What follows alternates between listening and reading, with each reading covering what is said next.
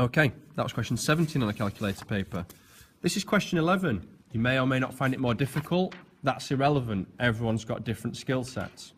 So, a formula for estimating the volume of a cylinder of radius r, so it's important they told us the radius is r, and the height h is, and then they've given this formula. So that formula is going to be useful. Find. So find is just work out somehow. So find the value of, we're wanting V, and it gives us 2 bits of information. So this should be a really simple case of substitution. So we take our original formula, and we're looking for V. We don't know what V is. We have the 3, and instead of 3 times r squared, we're substituting r for 7, so it becomes 3 times 7 squared. And instead of times by h, we've been given h, it's times by 5. So all I've done is substituted r for 7 and h for 5 from our original formula. A lot of people don't like these formulas because it suddenly has letters in, but just FYI, that's 1 mark just for substituting in, just for literally swapping the letters for the numbers. If you then calculate this out, you've got a calculator, so you literally type in 3 times by 7 squared times by 5, and you get 735, your second answer. So that should be really accessible. Substitution literally means swap. I think the key thing here is knowing that 3r squared means 3 times r squared, and r squared h means r squared times h. Basically, when any letters or numbers are together without anything between, it means lots of, it therefore means times, multiply. Now, make r the subject. Making r the subject means we want to end up with either r equals something or something equals r. Doesn't matter which side the r is on, but the r needs to be on its own. It needs to be the focus, the subject of the formula. So, let's take our original one. We had v equals 3r squared h.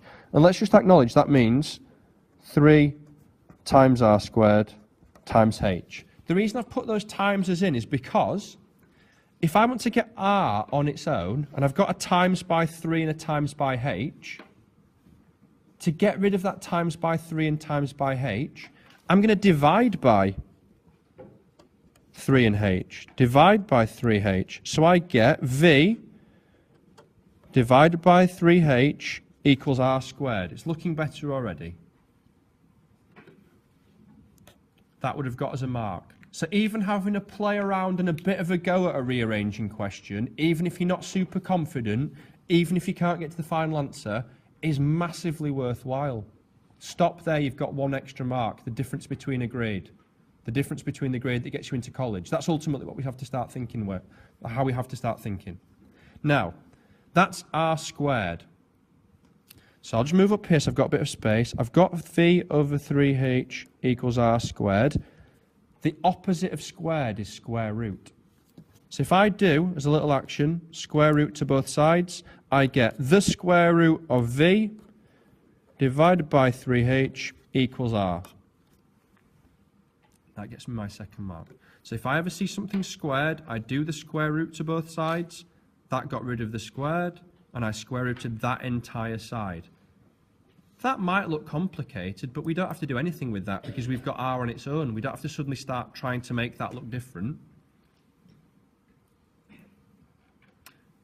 Couple of videos to watch for this. Let's just pop them up here at the top where we have some space, or certainly where I have some space. There is video 7, which is to do with algebra changing the subject. And then there's video 8, which is to do with algebra changing the subject, but it's a bit more advanced. They're slightly more difficult ones. My view would be have a look at both. If you can do the difficult ones, or you can access them, the easy ones become easier. But the more of them they see and the more of them they practice, the less there is to trip you up, the less different nuances you've never seen before.